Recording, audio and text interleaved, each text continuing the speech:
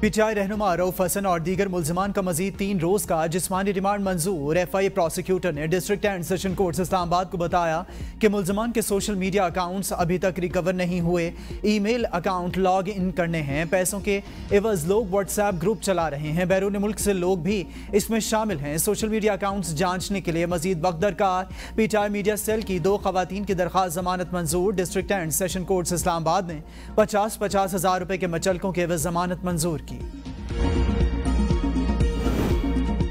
वज़ीर आला मरीम नवाज का पंजाब सोशो इकोनॉमिक रजिस्ट्री का इफ्तिताह। अपना घर स्कीम शुरू करने का ऐलान। लाहौर में तकरीब से खिताब में कहा, अपना घर स्कीम में 25 लाख लोगों की रजिस्ट्रेशन होगी। मालूम नहीं पंजाब की आबादी कितनी है, समझ नहीं आता। हम डेटा और मालूमात के बगैर कैसे फैसले कर लेते हैं। हमारे पास किसानों का भी डेटा नहीं। टैक्स से बचने के लिए बहुत से किसानों ने 12-12 एकड़ की रजिस्ट्रेशन कराई। दुनिया आज डेटा के तहत काम करती है। रिलीफ उन लोगों को मिलेगा जो हकदार।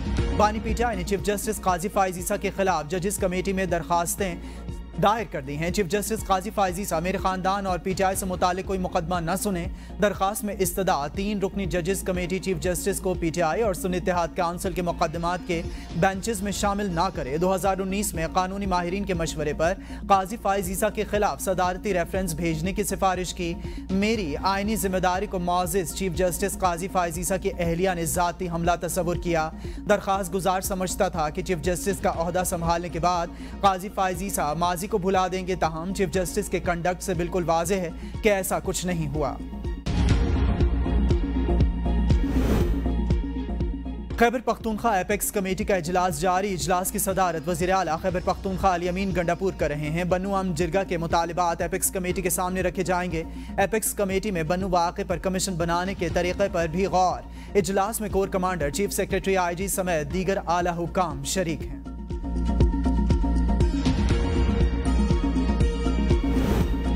इस्लामाबाद हाईकोर्ट में बानी पीटीआई और बुशरा बीबी की नए तोशाखाना केस में गिरफ्तारी के खिलाफ केस। बानी पीटीआई के मावन वकील ने चीफ जस्टिस आमिर फारूक पर एतराज कर दिया। वकील इंतजार हुसैन पंचौता अदालत में पेश। चीफ जस्टिस आमिर फारूक ने केस मुंतकिल करने की इस्तदा मुस्तरद कर दी। आपके खिलाफ सुप्रीम जुडिशल काउंसिल में रेफरेंस दायर कर दिया है।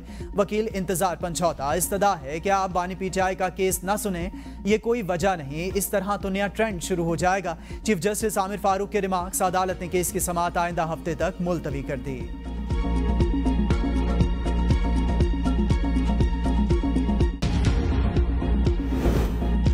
तहरीक इंसाफ के अरकान पार्लियामेंट आज फिर 4 घंटे की अलामती भूख हड़ताल करेंगे। अलामती भूख हड़ताली कैंप आज तीसरे रोज भी पार्लियामेंट हाउस के बाहर मीडिया सेंटर के साथ दोपहर 3 बजे लगाया जाएगा।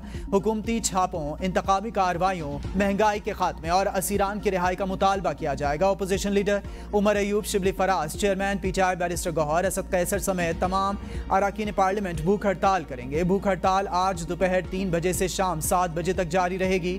अरकान पार्लियामेंट को हिरासत करने का मामला भी मीडिया में उठाया जाएगा। लाहौर हाईकोर्ट में अज़मा बुखारी के केस पर समाअत। अदालत ने दरखास्त FIA डायरेक्टर को जमा कराने का हुक्म दे दिया। Chief justice Lahore high court justice Aalia Neelum ने अज़मा बुखारी की दरखास्त पर समाअत की। वकील अज़मा बुखारी ने दलाइल में कहा, ट्विटर पर फेक वीडियो के साथ ट्रेंड चलाया गया। वीडियो को यह कहकर डिलीट कर दिया गया कि वीडियो फेक है, लेकिन अज़मा बुखारी की साख को जो नुकसान हुआ है इसका जिम्मेदार कौन है? हम चाहते हैं कि फलक जावेद का नाम ECL में डाला जाए।